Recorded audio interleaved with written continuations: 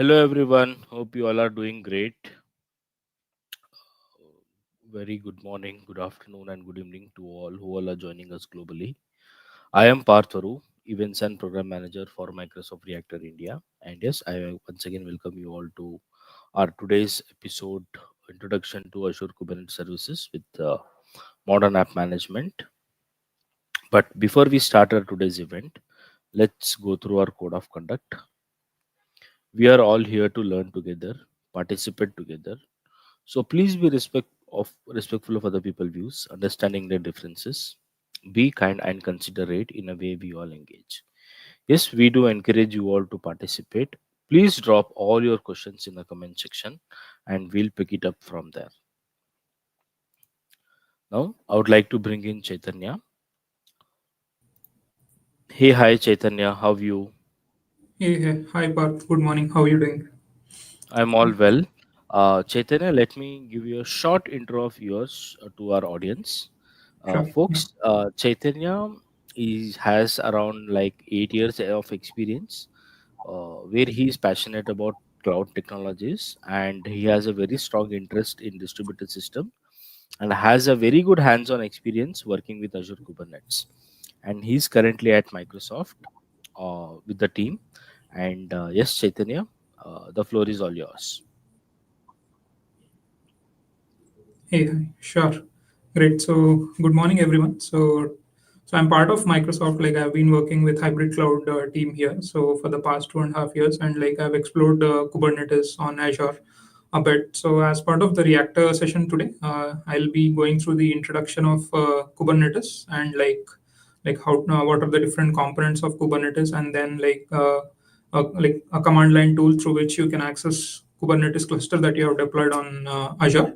And post that, we'll look into a small demo, right? Like how you can deploy a cluster and see the different components of that cluster, and then and like access the code that you have deployed on the cluster as well, right? So let me quickly go through the presentation and then we'll start, right? Okay.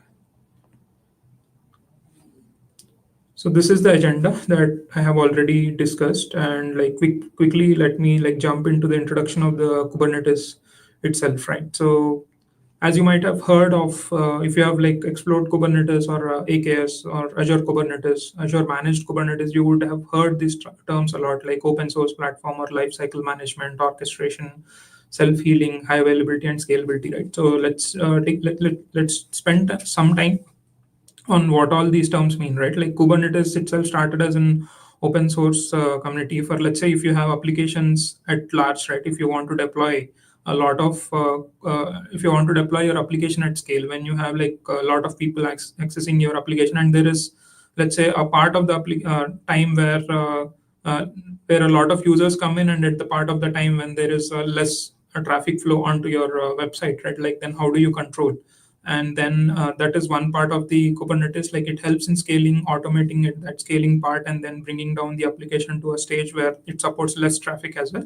So that is one part of the Kubernetes. And then the other part is like lifecycle management itself. So let's say when you have to deploy your application again at scale, so you have to replicate the service, right? Like you once it, let's say it has only two hosts in it running, and when you have to run it on multiple hosts like support traffic at scale, then how does that Kubernetes does is the entire life cycle management from bringing the application pods up and then to support that traffic, and once the traffic comes down, like bringing back the application to a scale where that you need. So entire life cycle management is also done by the Kubernetes, like bringing that pods and the nodes and then killing it back to the state where you require, right? And the third, like container orchestration. Container orchestration means that like now you will be deploying your applications in the form of containers. So now let's say you have number of hosts, either it could be physical machines or VMs, and now Kubernetes helps in orchestrating all those machines and then deciding on which storage to take, right? On which VM or which wherever the space is available on the host that you have like pulled in for that instance. So that orchestration is also done but the Kubernetes. It supports that orchestration. And self-healing means that let's say now you let's say in your deployment you define that you need like 10 10 hosts or a 10 replicas of one service to be running to support your traffic, right? So it will make sure that at a given point of time, at least that number of services are at that number of replicas of that service are running, right? So let's say if one of the 10 goes down, so it will make sure that it will bring up that replica on a separate host that you have as part of your orchestration, so that at a given point of time it will make sure that you have that number of instances running. So that itself also translates into high availability. So even whatever the hosts that are available as part of your Kubernetes cluster, it will make sure that all of this replicas or the instances of your application are equally distributed across all those nodes or all those hosts that you have, so that even if one of the hosts goes down, it will make sure that the application is accessible through the other hosts that are part of the cluster, right? So and at the same time, based on the traffic pattern that is coming, you can set some parameters on the cluster to scale the cluster as and when needed. So this is at a high level of what Kubernetes stands for and what it helps you to do, right?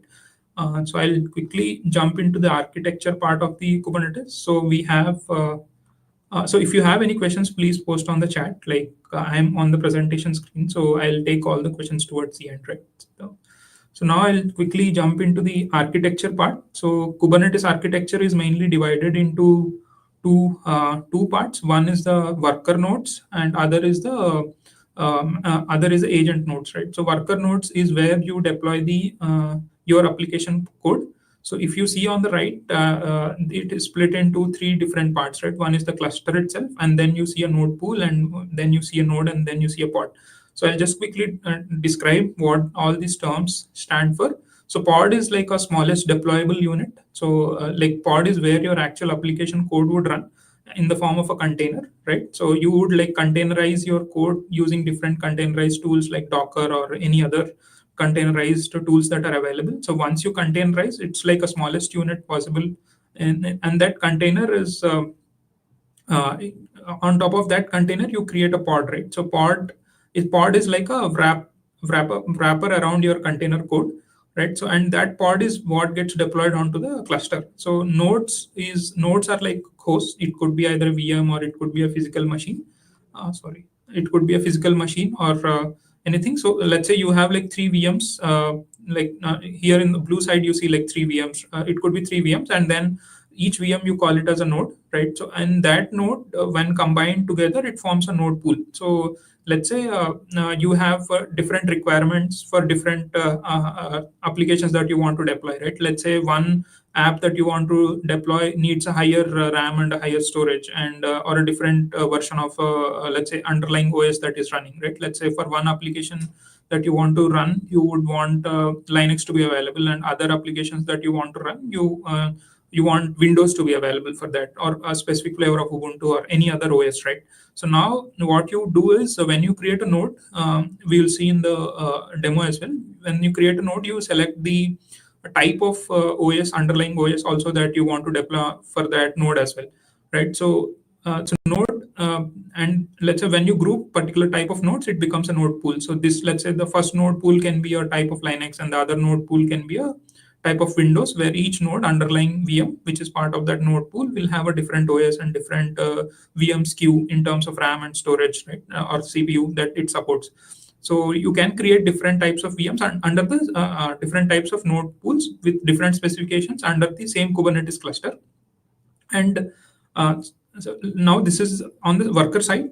So now this you will set up in AKS or any Kubernetes wherever that you are deploying, right? Either on a physical host or on the cloud. You will be able to deploy based on the specifications that you need. So now once you have created this cluster with different nodes and node pools of different types, it comes to the deployment part, where is the pod code, where is the code gets deployed in the form of containers and pods, right?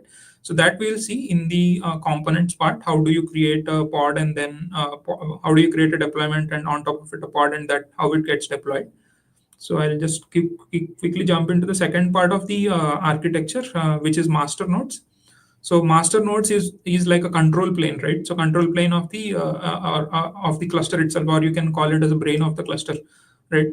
So how, let's say, whenever you want to deploy something onto your cluster, how does that get wired? And let's say if you want to scale your pods, right? Let's say now earlier you had like one instance of your service running, then you want to scale that part of the service, right? Or you want to increase the number of parts of that service. So let's say we'll take an example of any other e-commerce website. So there is a lot of load that comes onto the home page, right? Whenever people just search some e-commerce website, then they directly land on the landing page of that website. So and then few people would be exploring the product pages, and then like very few people would go to the payment flow, right? So based on these patterns, you would want to have a lot of pods deployed for the pages where there's a lot of traffic coming. Let's say the home page, like in home page part of the code, wherever it is deployed, you want to scale that.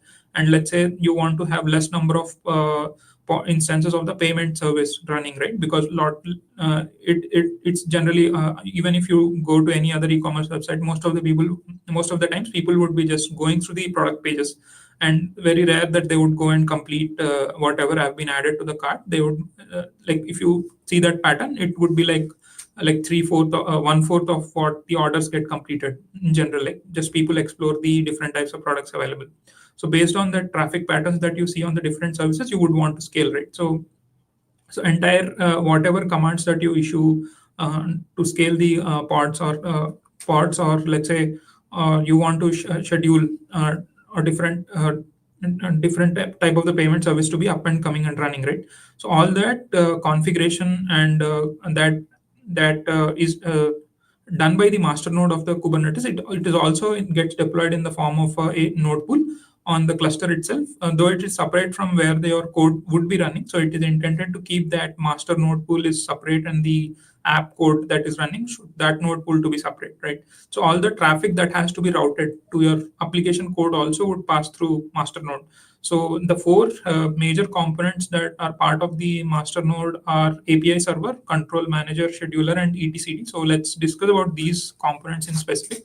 Right. So API server is where which is responsible for routing all the traffic that has to pass through. So let's say you have some Kubernetes API, right, UI, and or let's say you use some command line tool to access the current state of the clusters. All those command line will commands, or the current state that you want to see, commands that you issue, or REST API commands or anything, that will pass through the API server to enter the Kubernetes control plane, right? And control manager is, let's say now you have different nodes that are running as part of the cluster, right? Where each node has different pods that are running, and you have defined like state of each pod, right? Like you would need like 3 instances of one app to be available. Let's say payment service, like for in a e-commerce store, you want at a time three instances of that service to be available. So controller manager is something which is responsible for making sure that current state is valid always, right? So even let's say one instance of that payment service goes down, where is intended it to be 3 instances, it will make sure that it is bringing that one other instance on a different node which is healthy, right? So there it will see enough RAM or enough storage is available, and then it will bring up the instance on that node. Right. So scheduler is, let's say now whenever you are checking the status of your cluster, and let's say you observe that one of whatever the intended state, one of the pod is not there, or let's say for the payment service. So scheduler will issue a command that whenever control manager issues a command to scheduler, scheduler intent will go through again through API server to interact with the kubectl and the kube proxy. So worker nodes are part of a separate node, right? Node pool, and control plane is a separate node pool. So you would need some sort of an agent, right, which is present on the node to manage the containers and the pods that are present on that node. So kube proxy and kubelet acts as those agents on the node, which gets command from like the control plane, which are API server, scheduler, and control manager, to make sure that node is healthy, and then again whatever statuses that it has on the in terms of pods, and that are also getting reported back to the control plane of the Kubernetes. So the kube proxy and kubelet are the agents that present on each node, that gets like deployed as when you create the cluster, and they interact with the container runtime on the node to make sure that pods are healthy and your pod is running as expected. And whenever there is an issue with the pod, that will get reported back through the API server through the container runtime. And these all kubeproxy and kubelet and the other major main components of the control plane will make sure that your cluster is in always in healthy state, right? So what does etcd mean here is it's like a cluster brain, like it has the all the. So let's say when you are deploying different services, right? One could be payment, one could be ordering flow, and you have said like I need 3 instances of ordering flow, 5 instances of the payment.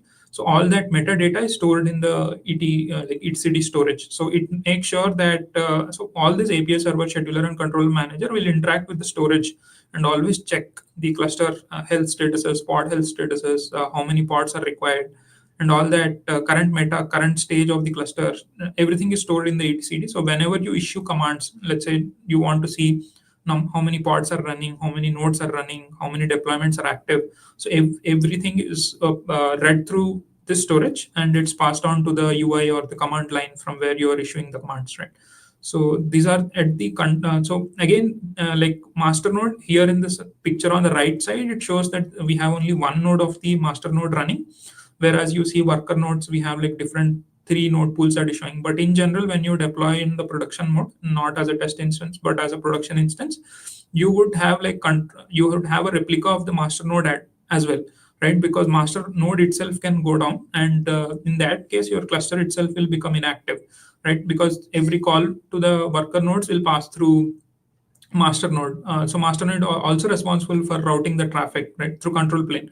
So if control plane itself goes down, the cluster will be inaccessible till your control plane comes up. So in when AKS is deployed in a production mode, it will make sure that there are enough replicas are also present for the control plane as well, right? So yeah, that's on a high level what master node is. So yeah, I'll just go. Now I'll be quickly discussing about the different K8s components, right, which are in general like required to make sure that you deploy the code and you have deployable code. And then once these all major components are required for that service to be accessible from a Kubernetes cluster. So we'll discuss these 3 or 4 components which will help us deploy on the Kubernetes AKS. And we'll see all these configurations are also as part of the demo and in the Azure UI as well. So what does service is? Service is an abstraction over a set of pods. So let's say now you have deployed, right? Let's say some code you have deployed on the cluster, which is a part of the container and is part of a pod, right? So one pod is an abstraction over a container. So let's say you could have different you could have used different containerized so, like different containerized applications to containerize your code. Like one could be Docker and any other which containerize your code, right? So pod acts as a abstraction over the container. So pod acts as an abstraction over your container, and let's say now you have different set of now you have, let's say, 3 pods running for that one instance of your application. So how do you route traffic, right, to that specific pod of the to the specific application, right, endpoint? So now whenever a pod gets created, pod itself will have one IP address attached to it, but pod is ephemeral, right? So it can go down anytime, and it can go down, it can kill, and it can be like come up in another node wherever the space is available. So let's say if you are running some process on your pod and it takes too much memory which is not available on that node, it will get killed or it will get restricted by the node, right? So and then it will move to another node which has enough space, right? So in that case, your pod IP will keep changing, and you have different set of pods based on your application needs. Like it could be 2, 10, and 100 number of pods that are running for a specific app, right? So how do you route traffic when the IP endpoint keeps changing whenever a pod comes back up, right? So in that to resolve that issue, we have a service in place, service concept of the Kubernetes. So service acts as a one more layer on top of all the pods, which has a stable endpoint. So when you deploy a service, like it gets IP and it itself will attach to all the pods through a deployment config file. So when you're creating a deployment, you mention the service name also as part of the pod deployment file, right? So that in that way, service get attached to all the pods, and through service, it routes the traffic to all the pod endpoints that are present in the cluster. So now it could be different types. So let's say I have here two types mentioned. There are more types as well. Based on the needs, we need to pick the type of the service that you want for your app needs, right? So one is cluster IP. So when you say service is of type cluster IP, that means that it's an internal IP, and that pod should be only accessible from internal to the cluster. So let's say you have deployed one app service, right? So which is exposed outside, but there is a database services which also is deployed. You don't want to expose the database endpoint of your service directly outside of the cluster. So wherever that database service is running, you would say the type as a cluster IP, right? So you want your database to be accessible only inside the cluster. So that way, depending upon the service, depending upon the app need, you would define your service to be either cluster IP or any other type. The other type could be node port. So node port means that the pod will get exposed through the node. So pod will be part of the node. So node itself will have one IP. So when you say a node port, here if you see the node IP colon port, right? So that means that that particular pod instance would get exposed outside of the cluster through a node IP. So there is one more type, which is load balancer. So let's say if you have deployed your AKS Kubernetes as part of a cluster on AKS or AWS, so using a load balancer, which is deployed already as part of that cloud, you can direct traffic through that as well. So in that case, you declare the type as a service. So service on a whole is responsible for routing traffic to your pods, right? So there is one more concept called ingress, which is on top of the service. But to reduce the complexity of the discussion, so I have just kept the service. So you can define more rules as well using ingress controller and that. So we can take that up in the further sessions when we do on the ingress concepts as well. So I'll just go to the config maps and secret. So config map is so as a name itself, right? So like it's responsible for configuration for your application that you are deploying, right? So let's say if you take .NET application, so it would have an app settings app setting file which you define, right, for reading the configurations. So whenever the pod comes up, it would be reading that configuration from the app settings files, right? So and that app setting file is itself part of the deployment code, right? So once it is bundled and deployed, you can't change the app setting file and let's say you are using some URL, right? So you can't change that app URL directly onto the code that you are deploying, right? So again, you have to commit that code, and then you have to create a build on top of it and then deploy, right? But it becomes a pain, right? Whenever if you have to change a configuration just for again for that, you have to do an entire deployment for just changing the configuration. So in that, to resolve those kind of scenarios, we have config map and secrets. So config map is basically it separates the entire configuration that you want to go into your pod, right, from the application code. So you will have app settings. Let's say I'm just taking an example of the .NET framework. So you will have an app settings that reads the configuration, but in that app settings file, you can inject the configuration that is coming from the config maps, right? So you will create services, and then you will create config maps or also for your service if you have like a deployable config that can be changed at any time. So here on the right side, this is like one of the examples, right? How you define it's in a declarative syntax, like key value pairs. You say mode is production time. So similarly, you would define all the configurations that are needed for your service. So, but you could, if let's say at some point of time you want secrets, let's say you are calling database, right? So you would have password and URL for it, so which you don't want to keep it as a configuration. You would want to keep it as a secret. So secret is also similar to config map, but there you have to like encode your data in the base 64 encoding. But generally it's not recommended. So since it's said that it's already encoded, so if you have like high secret values that which you want not to even encoded as base 64, then you will have to like keep it in some other secret storage like a key vault, and then you can mount that key vault into your deployment file. And that in the when you're mounted, and that at that point of time when application is coming up, you can read from that storage mount as well on the cluster. So this is config map, basically like separates your configurations from the app code to like the and whichever configurations can be changed at a dynamic time. And whenever you change a configuration, you just need to restart the pod, so that once pod is restarted, it will like pick the latest configuration from your config maps and secrets files. So you don't need to like again do a fresh deployment into the cluster. It's just that whatever pods are present, you just need to restart them. Or you can define through Helm as well, where you said like if one of these configuration changes, pod will auto restart. Right, so that configuration also can be set. So this is how like configuration maps and secrets help you to separate configuration and help you to like make deployments faster and application restarts in case any config changes. Right. So right. So the next component is volume. So whenever a pod, let's say pod is running on a node, and then for that pod you are processing something like a data or a file. In that case, let's say you need pod itself will support some kind of ephemeral storage and and a RAM for its needs, right? But let's say if you need more storage to push out the logs, or let's say you need more storage to push out files from the application code itself, then you would mount a storage as a volume.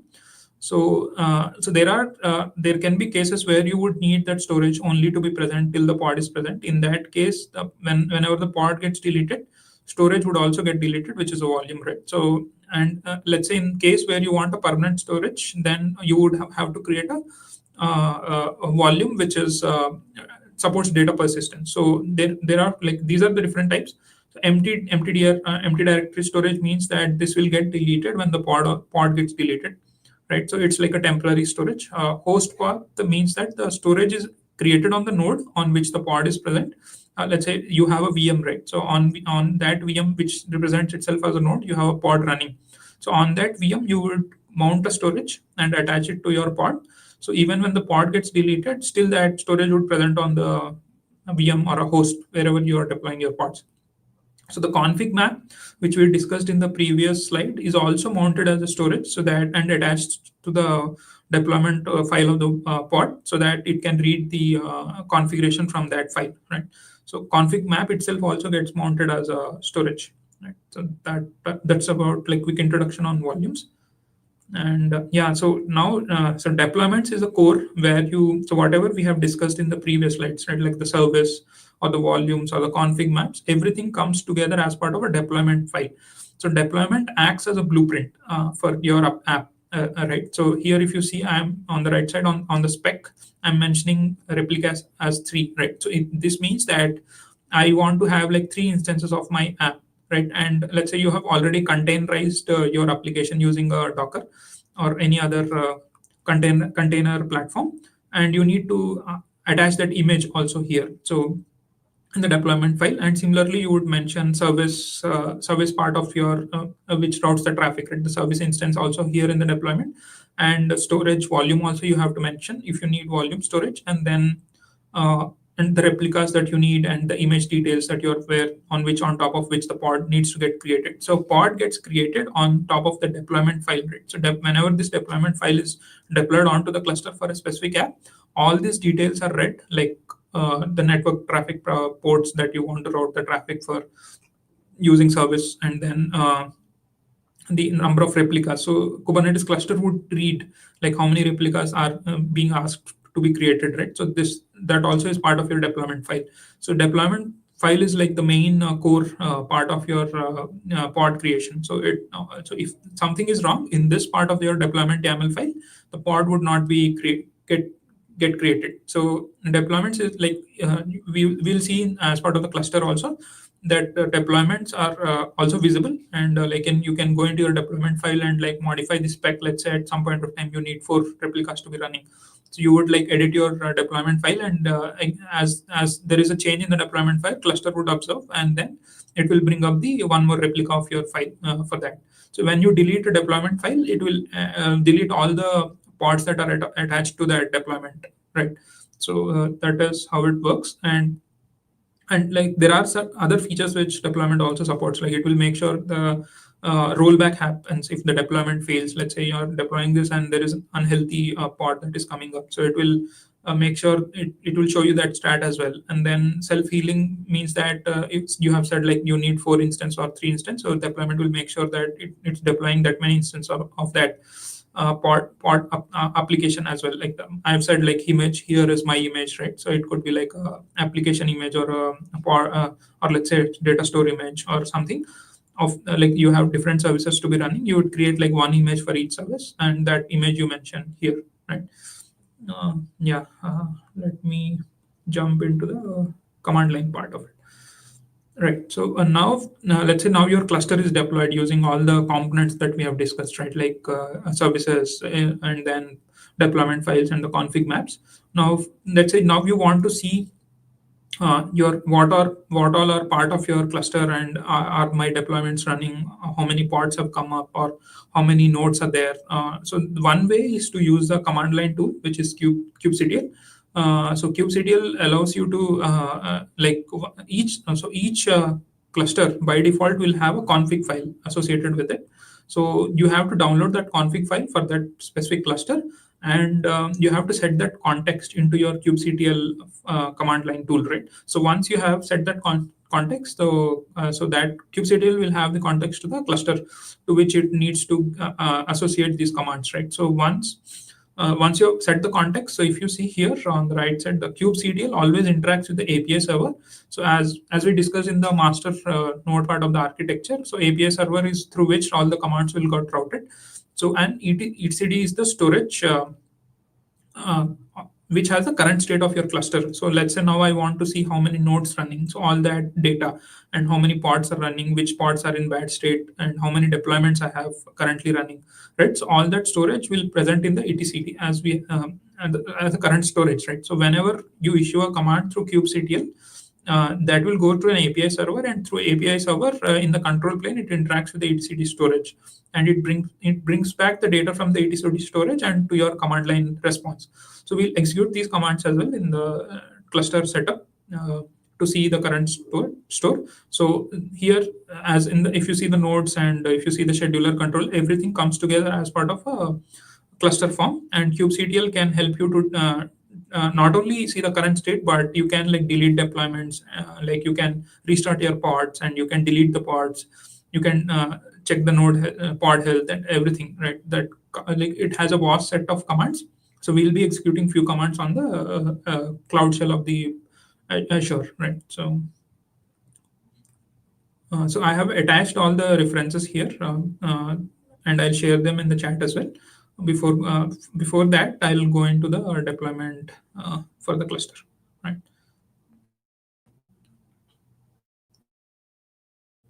Parth, any questions? Do we have any?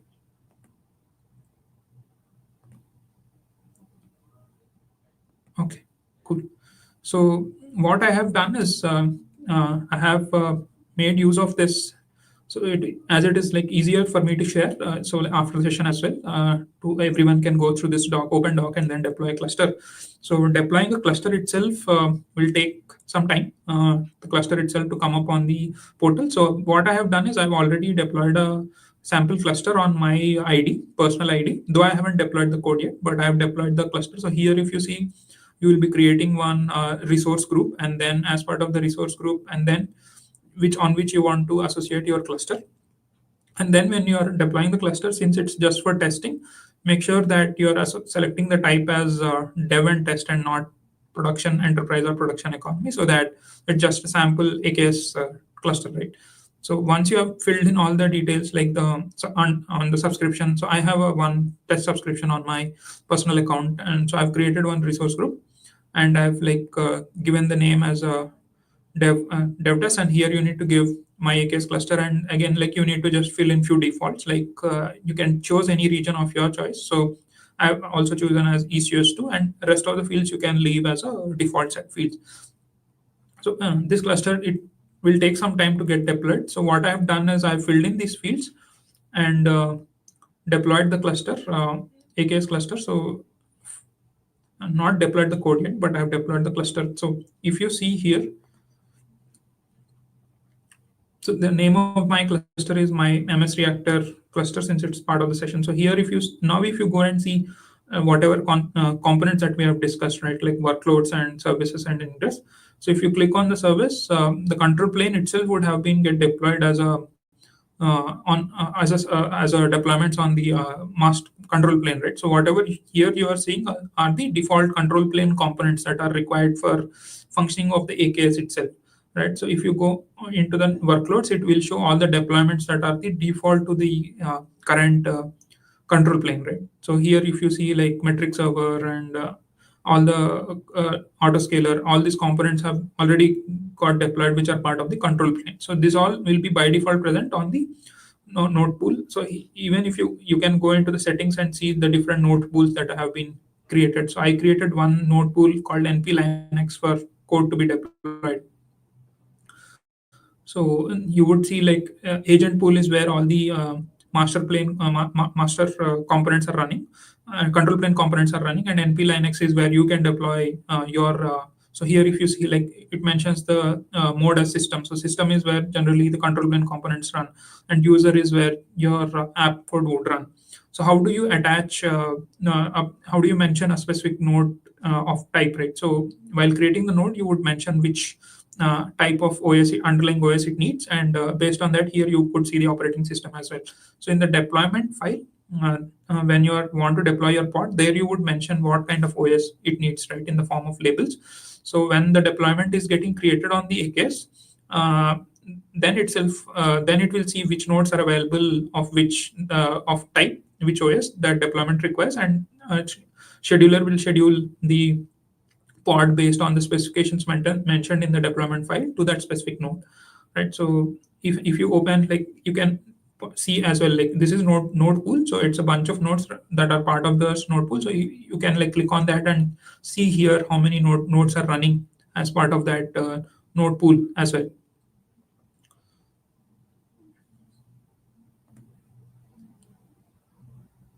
Right, okay, so it seems to be some network lag, so here it's taking time to load. So I'll do one thing. Meanwhile, I'll deploy the code so that it takes time. So what I've done is I've taken the deployment file that is mentioned in this AKS learning path. Uh, so this is the deployment file, which would create like order service, storage service, whatever is mentioned, right? Like storefront order service, product service, and order queue. So we have like one deployment file for each of these services. And like I have uploaded this file to my AKS cluster. Here, if you see, if I do a dir, I have a store.yaml which is already present here, right? So now I need to apply this store.yaml onto my cluster, so it would create the deployment. So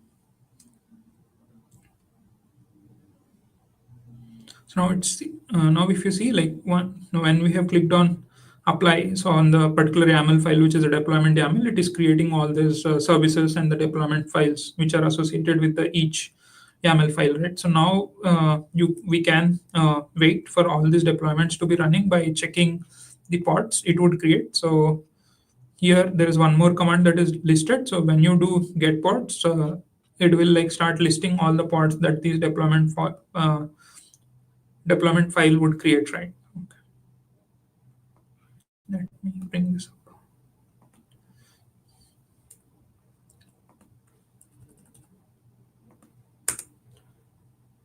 So now it's trying to create all the pods, right? So in the deployment file, we have mentioned that we need one pod for order service, one pod for product service, one pod for storefront.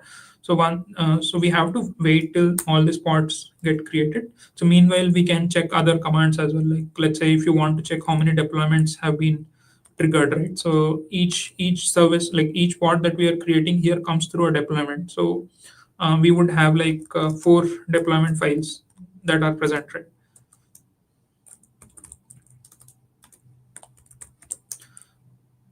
So we have like we have created one deployment for each service. So that's why it's showing that one deployment. So let's say now we want to see how many nodes are present, right? Then that for also you would say like get nodes. It will show how many nodes are part of your cluster. So there's one AKS NP Linux pool and then agent pool, and which are like instances which are present of these pools. So similar way you can check and delete pods and delete deployments and as well. So let me check the current state of the deployments, right?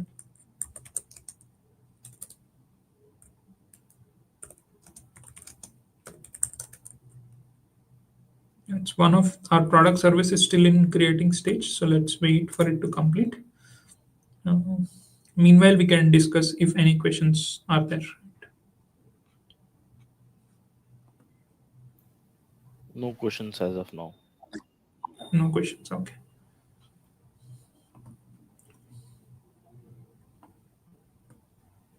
We have one question.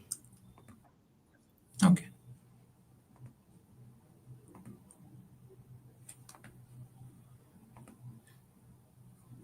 Oh, Is it what is that replayable? question? Is there any Yeah. good video on Is there any networking? If good video? uh, Okay, okay. So yeah, it's you can find videos in content on the Kubernetes learning path. So here, whatever I am sharing is just a sample deployment on Kubernetes cluster. So you will have specific learning paths for networking components of the AKS as well. If you want to dive deeper into that, so just go to AKS Azure AKS, Azure Kubernetes Service path on the Azure documentation, right? So you'll be able to find the learning paths for that with the sample cluster deployments. So now I'm executing this get service command for storefront. So it has an external IP already associated with it, right? So now if we click on this IP, if we visit this IP, it should give us the storefront. Meanwhile, I'll just check if all the pods have come up or not. No, still in container creating state. Somehow taking time, but let me check if this is accessible already.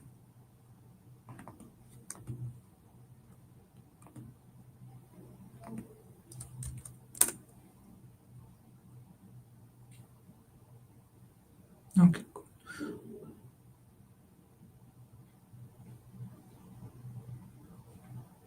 Okay, so since that part of the pod is not yet ready, the service pod, product service, the products are not getting fetched, but still the IP of the storefront is accessible, right? Since the pod for the storefront, which is the last pod here, is running, so homepage is accessible. So let's wait for the product service to be running.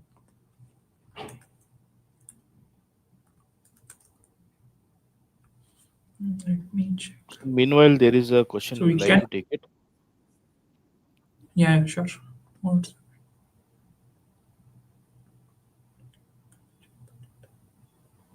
One Yeah. pod is in So creating what you state. can do is right. So either you can go to workloads. So here workloads, here we see, right, it's stuck in the product service stage. So you can open that pod and check in the events. That is one thing. Or you can like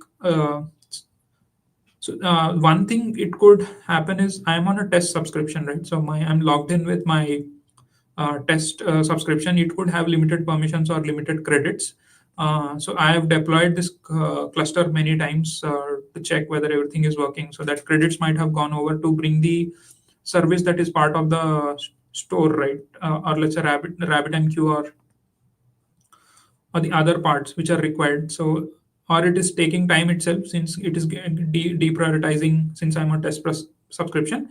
So one of this service, order service or product service, is having an issue with since I'm on a test subscription. So either you can go here, it's still in the container creating stage, it hasn't failed. So you can check the events or you can check the live logs also. So if it is in container creating stage, you will not have the live logs flowing. Live logs will flow only once the container is up and pod is running. Either you can check events or you can do one more thing. You can wait, or you can, if you delete the deployment, you will not find the pod itself. So make sure you're not deleting the deployment, you're deleting the pods which are associated part of the deployment, right?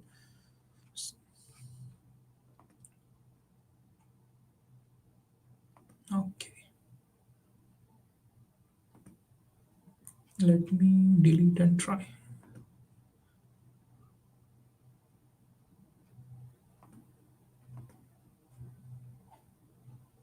So since we have uh, said right for this product service deployment file, we have said we need at a time one pod to be always available. So what it is doing is even though we delete, it will bring back up one more instance so that as it matches with the deployment file that we have deployed. Okay, so let's wait. We'll wait for some time. If it doesn't create, then I will have to go back and check if there is.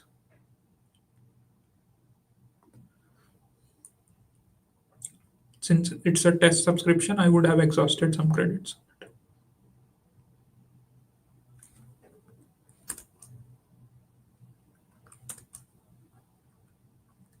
Uh, Meanwhile, if there are any questions, Parth, we can take those as well, since this is causing an issue. So there is a question from Jeet asking how can we connect Okay. ARM templates to use within this script? So ARM templates is a different thing. So ARM, let's say you can deploy AKS using ARM templates also, but kubectl, is it what he's asking is kubectl to be used inside an ARM template? Is that the question, Jeet? I think he's given something like penguin blue Oh, ring deer. or this something which is I have not aware of. I'll have Okay. to go back and check on this. You can ARM template, penguin blue. Oh, I'm not sure what is this part of Okay. the ARM template.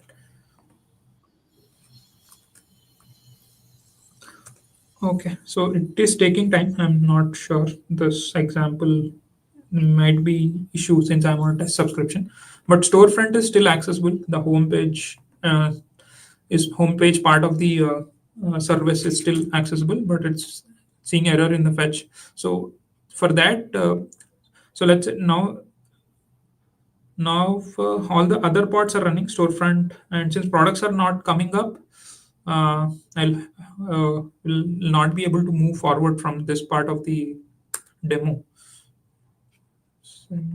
But other services are running. So can I can take the questions, Jeet. Sorry, Parth. I'll, since there is an issue, I'll have to stop the demo here.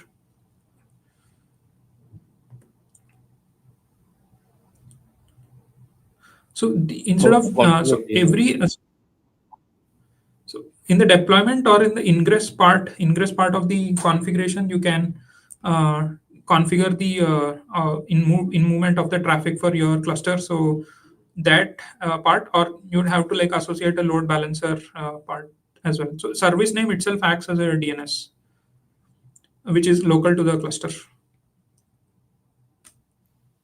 Okay. So one more question. Can you apply Flux GitOps plugin to AKS cluster? So there is one more called one more variant called AKS automatic. So in that AKS automatic, it creates a deployment flow for your code. So let's say now you have a GitHub repo, right, for your code. So you can associate that repo with a cluster. So whenever there is a change in the code that you are committing, um, so that Git pipeline that is established through AKS automatic will make sure that there is a latest code that gets built and deployed to the AKS cluster as well. So that is also possible.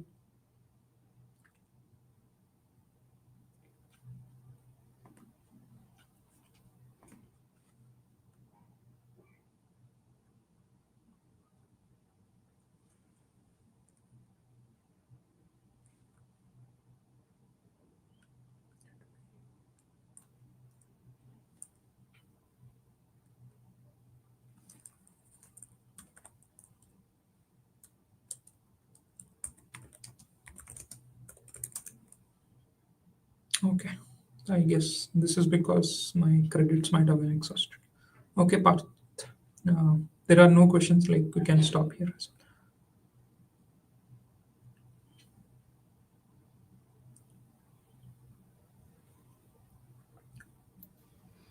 Great, Chaitanya. It was Yeah. a very good session and hope everyone had a good learning. Thank you so much, Yeah. everyone, for joining us today. Thank you, Chaitanya, for hosting it with Microsoft Reactor. We'll Yeah. have future Sure. events lined up as well. Yeah. Is So there anything the you want to? Yeah, yeah, yeah. So the last thing is, since this pod has not come up for me, so what I would do is I'll just share the link of the quick start learning page that I'm using, right, for the Okay. demo in the chat, so that there are entire steps that are present on this template on the learning to get test subscription, and then creating all the steps that for AKS cluster, and then deploying the code that we just saw as part of the storefront homepage. It would, like, if they have like enough credits on their subscription, it would allow them to do the entire other deployment of the other services also complete. So I'll just share that here, so people can like go and out and give a try. Cool.